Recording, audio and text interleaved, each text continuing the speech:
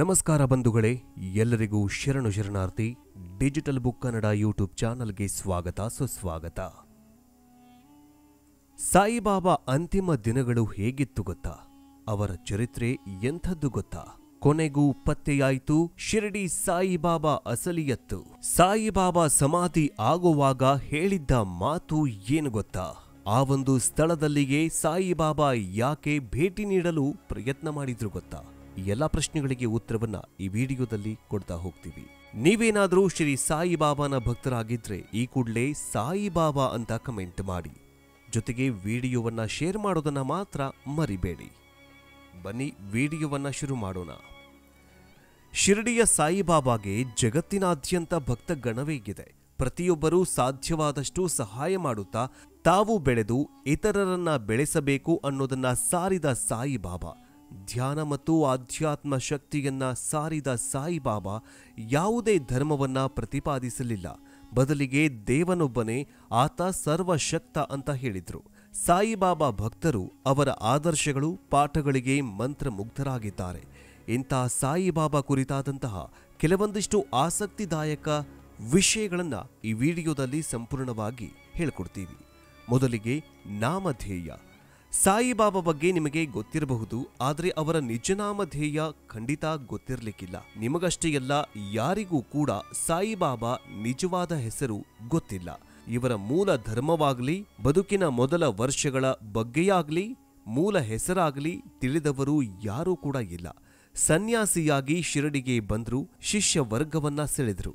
ಅವರ ಶಿಷ್ಯರು ಅವರನ್ನ ಸಾಯಿಬಾಬಾ ಅಂತ ಕರೀತಾರೆ.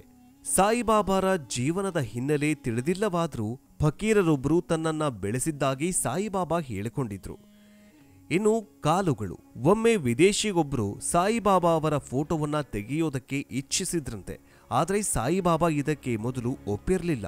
ಆದರೆ ವಿದೇಶಿಗ ನಿಮ್ಮ ಫೋಟೋವನ್ನ ತೆಗಿತೀನಿ, ದಯವಿಟ್ಟು ಆಸ್ಪದ ಮಾಡಿಕೊಡಿ ಅಂತ ರಿಕ್ವೆಸ್ಟ್ ಮಾಡ್ಕೊಳ್ತಾನಂತೆ ವಿದೇಶಿಗ.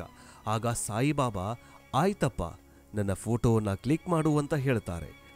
ಕಡೆಗೆ ಸಾಯಿಬಾಬಾ ಕೇವಲ ತಮ್ಮ ಪಾದಗಳ ಫೋಟೋವನ್ನ ತೆಗಿಬೇಕು ಅಂತ ಹೇಳ್ತಾರೆ. ಅದಕ್ಕೆ ಒಪ್ಪಿದ ವಿದೇಶಿಗ ಸಾಯಿಬಾಬಾ ಅವರ ಪೂರ್ಣ ಚಿತ್ರವನ್ನೇ ಕ್ಲಿಕ್ಕಿಸ್ತಾನೆ. ಆದರೆ ನಂತರ ಚಿತ್ರವನ್ನ ಡೆವಲಪ್ ಮಾಡಿದಾಗ ಅಲ್ಲಿ ಕೇವಲ ಬಾಬಾನ ಕಾಲುಗಳು ಮಾತ್ರ ಚಿತ್ರೀಕರಣ ಆಗಿರುತ್ತೆ. ಉಳಿದ ಎಲ್ಲಾ ಭಾಗಗಳು ಬ್ಲರ್ ಆಗೇ ಇರುತ್ತೆ. ಇದೇ ಸಾಯಿಬಾಬಾನ ಪವಾಡ ಅಂತಾನೆ ಹೇಳಬಹುದು. ಇನ್ನು ಸಾಯಿಬಾಬಾ ಇದಿಷ್ಟೇ ಅಲ್ಲದೆ ಇನ್ನೂ ಅನೇಕ ಪವಾಡಗಳನ್ನ ಮಾಡಿದ್ರು. ಸಾಯಿಬಾಬಾ ಪವಾಡಗಳಿಗೆ ಲೆಕ್ಕವೇ ಇಲ್ಲ. ಅವರ ಭಕ್ತಗಣ ಹೇಳುವಂತೆ ಗುಣಪಡಿಸಲಾಗದ ಕಾಯಿಲೆಗಳನ್ನ ಸುಲಭವಾಗಿ ಗುಣಪಡಿಸ್ತಾಗಿದ್ರಂತೆ. ನೀರಿನಿಂದ ದೀಪ ಹಚ್ಚಿ ತೋರಿಸ್ತಾಗಿದ್ರಂತೆ. ಸಾವಿರಾರು ಜನರ ಜೀವವನ್ನ ಉಳಿಸಿದ್ದಾರಂತೆ. ಜಗತ್ಪ್ರಸಿದ್ಧ ಸಾಯಿಬಾಬಾಗೆ ಕೇವಲ ಭಾರತದಲ್ಲಿ ಮಾತ್ರ ಭಕ್ತರಿಲ್ಲ, ಜಗತ್ತಿನಾದ್ಯಂತ ಇವರ ಭಕ್ತಗಣವೇ ಇದೆ. ದೇಶ ವಿದೇಶಗಳಲ್ಲಿ ಒಟ್ಟಾರೆ 2,000ಕ್ಕೂ ಅಧಿಕ ಸಾಯಿಬಾಬಾ ದೇವಾಲಯಗಳು ಇವೆ. ಈಶ್ವರ ಅಲ್ಲ ಸಾಯಿಬಾಬಾ. ಈಶ್ವರ ಅಲ್ಲ, ಸಾಯಿಬಾಬಾ ಯಾವುದೋ ಒಂದು ಧರ್ಮದ ಪ್ರತಿಪಾದಕರಾಗಿರಲಿಲ್ಲ. ಇವರು ಈಶ್ವರನೂ ಹೌದು, ಅಲ್ಲಾನೂ ಹೌದು ಅಂತ ಹೇಳ್ತಾಗಿದ್ರು. ದೇವರು ಒಬ್ಬನೇ, ದೇವನಿದ್ದಾನೆ ಎಂದು ನಂಬಿದ್ರೆ ಸಾಕೆಂದು ಭಕ್ತರಿಗೆ ಹೇಳ್ತಾಗಿದ್ರು. ಮಂದಿರ, ಮಸೀದಿ ಎರಡಕ್ಕೂ ಭೇಟಿ ನೀಡಿ ಮಂತ್ರ ಹೇಳ್ತಾಗಿದ್ರು. ಇದರಿಂದ ಹಿಂದೂಗಳು ಮತ್ತು ಮುಸ್ಲಿಮರೆಲ್ಲರೂ ಕೂಡ ಸಾಯಿಬಾಬಾರನ್ನ ದೇವರು ಅಂತ ಭಾವಿಸ್ತಾಗಿದ್ರು. ಸಾಯಿಬಾಬಾ ದರ್ಬಾರ್ನಲ್ಲಿ ಜಾತಿ, ಮತ, ಧರ್ಮದ ಹೆಸರಲ್ಲಿ ಭೇದವಿಲ್ಲದೆ ಎಲ್ಲರನ್ನೂ ಒಂದೇ ರೀತಿ ಕಾಣಲಾಗ್ತಾಗಿತ್ತು. ಇನ್ನು ತಪಸ್ಸು. ಸಾಯಿಬಾಬಾ ತಮ್ಮ ಬದುಕಿನ 5 ವರ್ಷಗಳ ಕಾಲ ಶಿರಡಿಯ ಸುತ್ತಮುತ್ತ ಓಡಾಡುತ್ತಾ ಬೇವಿನ ಮರದ ಕೆಳಗೆ ಧ್ಯಾನಗ್ರಸ್ತರಾಗಿ ಕೂರ್ತಾಗಿದ್ರು. ತಮ್ಮ ಜೀವನದ ಅಂತಿಮ ಉದ್ದೇಶ ಹರಡುವುದಾಗಿದೆ ಅಂತ ನಂಬಿದ್ರು. ಇನ್ನು ಇಂದಿಗೂ ಕೂಡ ಶಿರಡಿಯಲ್ಲಿ ಸಾಯಿಬಾಬಾರ ಪವಾಡಗಳು ನಡೀತಾ ಬಂದಿವೆ. ಶಿರಡಿಯ ಸಾಯಿಬಾಬಾರ ಮಂದಿರದಲ್ಲಿ ಬಾಬಾ ಅವರ ಎನರ್ಜಿ ಫೀಲ್ ಆಗತ್ತೆ. ಪ್ರತಿದಿನ ಶಿರಡಿಗೆ 65,000ದಿಂದ 70,000ಕ್ಕೂ ಹೆಚ್ಚು ಭಕ್ತರು ಭೇಟಿ ನೀಡ್ತಾರೆ. ರಾಮನವಮಿಯ ಸಂದರ್ಭದಲ್ಲಿ ಈ ಸಂಖ್ಯೆ ಬಹಳಷ್ಟು ಏರಿಕೆಯಾಗತ್ತೆ. ಇನ್ನು ಸಾಯಿಬಾಬಾ ಭಕ್ತರಲ್ಲಿ ಅನೇಕರು ಇಂದಿಗೂ ಅವರನ್ನ ಶಿವನ ಅವತಾರ ಅಂತ ನಂಬಿದ್ದಾರೆ. 1918ರಲ್ಲಿ ಬಾಬಾ ವಿಧಿವಶರಾಗುವ ಮುಂಚೆ 8 ವರ್ಷಗಳ ಬಳಿಕ ಒಬ್ಬ ಬಾಲಕನಾಗಿ ಮತ್ತೆ ಬರುವುದಾಗಿ ಹೇಳಿದ್ರು. ಶಿರಡಿ ಸಾಯಿಬಾಬಾ ಅವರ ಪವಾಡಗಳ ಬಗ್ಗೆ ಚಿಕ್ಕ ಮಗುವೂ ಕೂಡ ಹೇಳತ್ತೆ.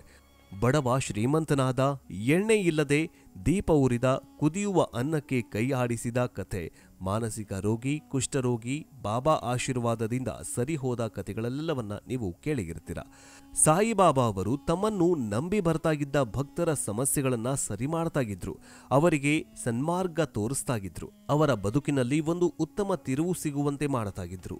ಅತಿಮಾನುಷ ಶಕ್ತಿಯನ್ನ ಹೊಂದಿದ್ದ ಬಾಬಾ ಅವರು ತಮ್ಮ ಶಕ್ತಿಯನ್ನ ಒಳ್ಳೆಯದಕ್ಕೆ ಮಾತ್ರ ಬಳಸ್ತಾಗಿದ್ರು, ಬೇರೆಯವರ ತೊಂದರೆ ಪರಿಹರಿಸಲು ಮಾತ್ರ ಬಳಸ್ತಾಗಿದ್ರು. ಬಾಬಾ ಅವರ ಪವಾಡಗಳು ಅವರ ಕಟ್ಟ ಅನುಯಾಯಿಗಳಿಗೆ ಮಾತ್ರ ಕೆಲಸ ಮಾಡ್ತಾಗಿತ್ತು. ಯಾರು ಬಾಬಾ ಅವರನ್ನ ನಂಬುದಿಲ್ವೋ ಅವರಿಗೂ ಕೂಡ ನಂಬಿಕೆ ಹುಟ್ಟಿಸುವಂತೆ ಬಾಬಾ ಅವರ ಪವಾಡಗಳು ಮಾಡ್ತಾಗಿದ್ವು. ಹಾಗಿದ್ರೆ ಬಾಬಾ ಅವರ ಬದುಕಿನ ಪ್ರಮುಖ ಪವಾಡದ ಕತೆ ತಿಳಿಯೋಣ ಬನ್ನಿ. ಪವಾಡ 1, ಶಿರಡಿ ಸಾಯಿಬಾಬಾ ಹಾಗೂ ಚಾಂದ್ ಭಾಯ್ ಕುದುರೆ ಪವಾಡ. ಮಹಾರಾಷ್ಟ್ರದಲ್ಲಿ ಔರಂಗಾಬಾದ್ ಅನ್ನುವಂತಹ ಒಂದು ಜಿಲ್ಲೆ ಇದೆ. ಅದರಲ್ಲಿ ಧೋಪ್ಗೇಡ್ ಅನ್ನುವಂತಹ ಗ್ರಾಮವಿದೆ. ಚಾಂದ್ ಭಾಯ್ ಆ ಗ್ರಾಮದ ಪಟೇಲ. ಒಮ್ಮೆ ಅವನು ತನ್ನ ಕುದುರೆಯನ್ನ ಕಳೆದುಕೊಳ್ತಾನೆ. ಚಾಂದ್ ಭಾಯ್ ಎಷ್ಟೇ ಹುಡುಕಿದ್ರೂ ಪ್ರಯೋಜನವೇ ಆಗುವುದಿಲ್ಲ. 14 ಮೈಲಿ ಪ್ರಯಾಣದ ನಂತರ ದಾರಿಯಲ್ಲಿ ಮಾವಿನ ಮರದ ಕೆಳಗಡೆ ಫಕೀರರೊಬ್ಬರು ಕುಳಿತಿರ್ತಾರೆ. ಅವರ ತಲೆ ಮೇಲೆ ಟೋಪಿ ರೀತಿ ನಿಲುವಂಗಿ, ಉದ್ದನೆಯ ತೋಳಿನ ಅಂಗಿ ಧರಿಸಿದ್ದ ಆ ಫಕೀರ ಒಂದು ಕೋಲನ್ನ ಹಿಡಿದುಕೊಂಡು ಕುಳಿತಿದ್ರು. ಆ ಫಕೀರನ ಬಳಿ ಹೋದ ಪಟೇಲ ತನ್ನ ಕುದುರೆ ಕಳುವಾಗಿದ್ರ ಬಗ್ಗೆ ಹೇಳ್ತಾನೆ. ಆ ಫಕೀರ ಒಂದು ಹಳ್ಳದ ಕಡೆಗೆ ಕೈ ಮಾಡಿ ತೋರಿಸ್ತಾನೆ. ನಿನ್ನ ಕುದುರೆ ಅಲ್ಲಿ ಮೇಯ್ತಾ ಇದೆ, ಹೋಗಿ ಹುಡುಕು ಅಂತ ಹೇಳ್ತಾನೆ. ಆಗ ಪಟೇಲ ಅಲ್ಲಿ ಹೋಗಿ ಹುಡುಕಿದಾಗ ಕುದುರೆ ಅಲ್ಲೇ ಮೇಯ್ತಾ ಇರೋದನ್ನ ಕಂಡು ಆಶ್ಚರ್ಯಚಕಿತನಾಗ್ತಾನೆ. ಆಗ ಆ ಫಕೀರ ಸಾಮಾನ್ಯನಲ್ಲ ಅಂತ ತಿಳಿದುಕೊಂಡು ವಾಪಸ್ ಆ ಮಾವಿನ ಮರದ ಕೆಳಗಡೆ ಬರ್ತಾನೆ. ಬಾಬಾರ ಕಾಲಿಗೆರಗಿದ ಪಟೇಲ, ಸ್ವಾಮಿ ದಯವಿಟ್ಟು ನಮ್ಮ ಮನೆಗೆ ಬರಬೇಕು ಅಂತ ಹೇಳ್ತಾನೆ. ನಮ್ಮ ಆತಿಥ್ಯವನ್ನ ಸ್ವೀಕರಿಸಬೇಕು ಅಂತ ಅವಲತ್ತುಕೊಳ್ತಾನೆ. ಚಾಂದ್ ಭಾಯ್ ಅವರ ಮನೆಗೆ ಬಾಬಾ ಬಂದಾಗ ಪಟೇಲರ ಮನೆಯಲ್ಲಿ ಒಂದು ಮದುವೆ ನಡೀತಾಗಿತ್ತು. ಆ ಮದುವೆ ಮೆರವಣಿಗೆ ಶಿರಡಿ ಕಡೆ ಹೋಗ್ತಾಗಿತ್ತು. ಫಕೀರನು ಕೂಡ ಆ ಮದುವೆ ಮೆರವಣಿಗೆ ಜೊತೆಗೆ ಶಿರಡಿಗೆ ಬಂದ್ಬಿಡ್ತಾನೆ. ಆ ಮೆರವಣಿಗೆಯು ಖಂಡೋಬಾನ ದೇವಸ್ಥಾನದ ಬಳಿ ಇರುವಂತಹ ಆಲದ ಮರದ ಬಳಿ ಬರುತ್ತೆ. ಅಲ್ಲಿ ಫಕೀರನು ಒಬ್ಬ ಹುಡುಗನನ್ನ ಕಂಡು ಸಾಯಿ ಸ್ವಾಗತ ಅಂತ ಸಂಬೋಧಿಸ್ತಾನೆ. ಅಲ್ಲಿ ನೆರೆದಿದ್ದವರೆಲ್ಲ ಹುಡುಗನನ್ನ ಸಾಯಿ ಅಂತ ಕರೆಯಲು ಪ್ರಾರಂಭ ಮಾಡ್ತಾರೆ. ಅಂದಿನಿಂದ ಅವರು ಸಾಯಿಬಾಬಾ ಆಗ್ತಾರೆ. ಹೀಗೆ ಶಿರಡಿ ಸಾಯಿಬಾಬಾ ಅನೇಕ ಪವಾಡಗಳನ್ನ ಮಾಡಿದ್ದಾರೆ. ಈಗಲೂ ಕೂಡ ಶಿರಡಿ ಸಾಯಿಬಾಬಾ ಅವರು ರಾತ್ರಿ ವೇಳೆಯಲ್ಲಿ ಕೆಲವೊಂದಿಷ್ಟು ಸರ್ತಿ ಕಾಣಿಸಿಕೊಳ್ತಾರೆ ಎನ್ನುವಂತಹ ಮಾತುಗಳಿವೆ. ನೀವು ಕೂಡ ವೈರಲ್ ಆಗಿರುವಂತಹ ವಿಡಿಯೋದಲ್ಲಿ ನೋಡಬಹುದು. ಶಿರಡಿಯ ಸಾಯಿಬಾಬಾ ದೇವಸ್ಥಾನದ CCTVಯಲ್ಲಿ ಕೆಲವೊಂದಿಷ್ಟು ವಿಚಿತ್ರ ಘಟನೆಗಳು ರೆಕಾರ್ಡ್ ಆಗ್ತಾ ಇರುತ್ತೆ. ಅದನ್ನ ಎಲ್ಲೂ ಕೂಡ ವೈರಲ್ ಮಾಡಲ್ಲ. ಆದರೆ ಪೂಜಾರಿಗಳು ಹೇಳ್ತಾರೆ, ಇಲ್ಲಿ ರಾತ್ರಿ 12 ಗಂಟೆ 1 ಗಂಟೆ ಸುಮಾರಿಗೆ ಯಾರೋ ಒಬ್ಬ ಬಿಳಿ ಬಟ್ಟೆ ಧರಿಸಿದಂತಹ ವ್ಯಕ್ತಿ ಬಂದು ಹೋಗ್ತಾನೆ, ಸಮಾಧಿ ಹತ್ರ ಬಂದು ಹೋಗ್ತಾನೆ ಎನ್ನುವಂತಹ ಮಾತುಗಳನ್ನ ಕೇಳಬಹುದು. ನೀವು ಕೂಡ ಸಾಧ್ಯವಾದಷ್ಟು ಆದಷ್ಟು ಬೇಗ ಶಿರಡಿ ಸಾಯಿಬಾಬಾ ದರ್ಶನವನ್ನ ಪಡೆಯಿರಿ, ಜೊತೆಗೆ ಅವರ ಆಶೀರ್ವಾದಕ್ಕೆ ಪಾತ್ರರಾಗಿ ಅಂತ ಹೇಳ್ತಾ, ನೀವೇನಾದ್ರೂ ಶಿರಡಿ ಸಾಯಿಬಾಬಾನ ಭಕ್ತರಾಗಿದ್ರೆ ಈ ಕೂಡಲೇ ಸಾಯಿಬಾಬಾ ಅಂತ ಕಮೆಂಟ್ ಮಾಡಿ. ಮುಂದಿನ ವಿಡಿಯೋದಲ್ಲಿ ಸಿಗೋಣ. ಜೈ ಹಿಂದ್, ಜೈ ಕರ್ನಾಟಕ. ಎಲ್ಲರಿಗೂ ಶರಣು ಶರಣಾರ್ಥಿ.